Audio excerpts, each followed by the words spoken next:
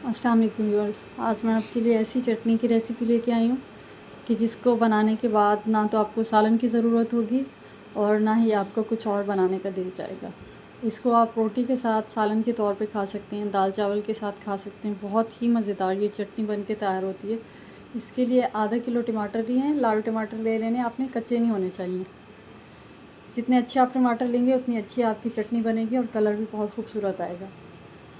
इसको धो के अच्छी तरह से ऊपर का इसका किनारा काट के इसको हाफ़ कट कर लेना है, बीच में से आधे आधे कर लेने। मैं आधा किलो की रेसिपी आपके साथ शेयर कर रही हूँ। आप चाहें तो इसको ज़्यादा भी बना सकते हैं और इसको सेव आप किस तरह से करेंगे कि ये ख़राब ना हो, उसका तरीका भी मैं भी आपको आगे चल के बताऊँगी। इसको पहले हम बीच में से हाफ़ कट कर लेते हैं और मैंने 6 से 7 जवे लिए हैं देसी लहसुन के, छोटा वाला जो होता है देसी लहसुन, वो ले लेने हैं और वो भी इसके साथ हम शामिल करेंगे। छील के इसके साथ शामिल कर दीजिएगा। एक फ्राई पैन ले लेंगे और फ्राई पैन के अंदर मैंने डाला है सिर्फ 2 टेबल स्पून ऑयल। इससे ज़्यादा आपने शामिल नहीं करना। थोड़ा सा ऑयल जाएगा इसके अंदर। आप चाहें तो सरसों का तेल भी डाल सकते हैं, लेकिन मैं नॉर्मल कुकिंग ऑयल इस्तेमाल कर रही हूँ। ये डालने के बाद इसमें हम डालेंगे राई दाना। राई दाना जाएगा इसके अंदर आधा चाय का चमचा और 1 चाय का चमचा इसमें शामिल करेंगे ज़ीरा। और इसको बिल्कुल लो फ्लेम के ऊपर हम इसको क्रैकल कर लेंगे हल्का सा। जैसे ये चटकने लगेगा तो हम इसमें टमाटर शामिल कर देंगे। हल्का सा पहले तकरीबन इसको 15 से 20 सेकंड आपने फ्राई करना है। बहुत ही मज़ेदार ये इसका टेस्ट आएगा ज़ीरे और राई दाने के साथ।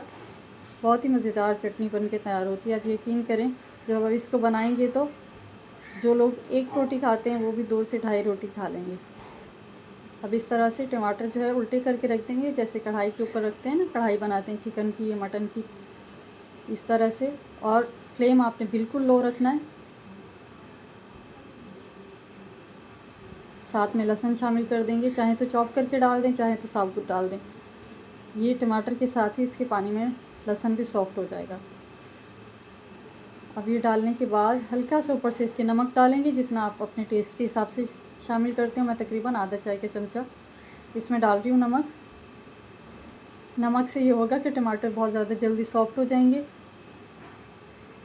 और ऊपर से जो इसका छिलका है वो आसानी से उतर जाएगा। अब हम इसको ढक देंगे और हल्की आंच पे पकाएंगे। आपने एक्स्ट्रा पानी नहीं शामिल करना, बस हल्की आंच पे टमाटर अपना पानी छोड़ेंगे तो बिल्कुल सॉफ्ट हो जाएंगे और छिलका भी आराम से उतर जाएगा।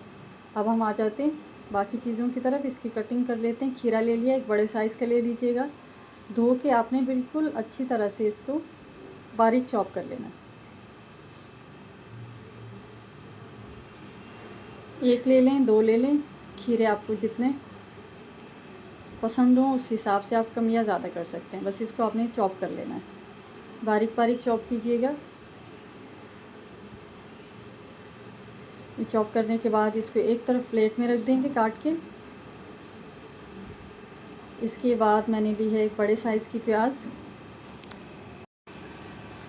प्याज भी मैंने बड़े साइज़ की ली है। आपने धो के छिलका उतार के इसको धो लेना है और उसके बाद प्याज को भी हम बिल्कुल बारीक चॉप कर लेंगे। चाहे तो चॉपर में भी आप डाल सकते हैं प्याज को, नहीं तो जैसे ऑमलेट के लिए हम प्याज चॉप करते हैं इस तरह से बिल्कुल बारीक चॉप कर लीजिएगा। बहुत ही मज़ेदार ये चटनी बनकर तैयार होती है। अगर आपको रेसिपी अच्छी लगे तो लाइक कर दीजिएगा और चैनल को सब्सक्राइब कर दीजिएगा। अब हमारी चटनी जो है ये रेडी हो गई है। अगर इसमें पानी हो तो आपने आंच को थोड़ा सा तेज़ करके ड्राई कर लेना है।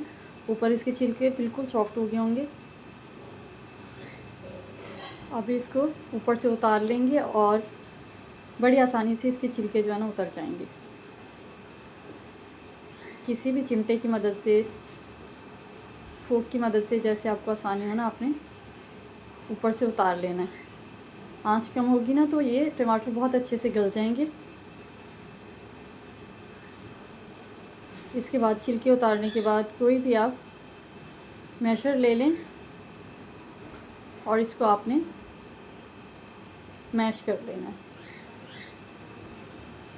चाहें तो हैंड ब्लेंडर भी इस्तेमाल कर सकते हैं, लेकिन उससे ये होगा कि बहुत ज़्यादा बारीक हो जाएगा, पेस्ट बन जाएगा। अगर इस तरह से मैशर से करेंगे ना तो इसमें चंक्स होंगे ना, तो चटनी में बहुत मज़ेदार से इसका टेस्ट आएगा। लहसुन भी इसी के अंदर आपने क्रश कर लेना है। टमाटर बहुत अच्छी तरह से गल चुके हैं। अब इसको फ्लेम इसका हम बंद कर देंगे, बहुत ज़्यादा इसको ड्राई नहीं करना क्योंकि बाकी भी इसमें चीज़ें जाएंगी अभी। तो अब इसके अंदर हम शामिल करेंगे कुटी हुई लाल मिर्च, अपने टेस्ट के हिसाब से जितना आपने स्पाइसी खाना हो। 1 चाय का चमचा डालिएगा, बाद में भी अभी हम इसमें शामिल करेंगे तो इस चीज़ का ख्याल रखिएगा। आधा चाय का चमचा लाल मिर्चों का पाउडर डाला है और 1 चाय का चमचा कुटी हुई मिर्चें डाली हैं। इसके बाद इसको हल्का सा फ्राई करेंगे। जैसे मैंने आपको बताया कि इसको बिल्कुल ड्राई नहीं करना, बस इसको हल्का सा इस तरह से रहने देना है कि थोड़ा सा इसमें लिक्विड हो। बस ज़ीरा डालेंगे भुना हुआ कूटा हुआ, और इसके बाद इसको उतार के बिल्कुल ठंडा कर लेंगे। ठंडा करने के बाद इसमें बाकी चीज़ें शामिल करेंगे। अब चटनी हमारी जो बिल्कुल ठंडी हो गई है, अब इसको बाउल में ट्रांसफ़र करेंगे।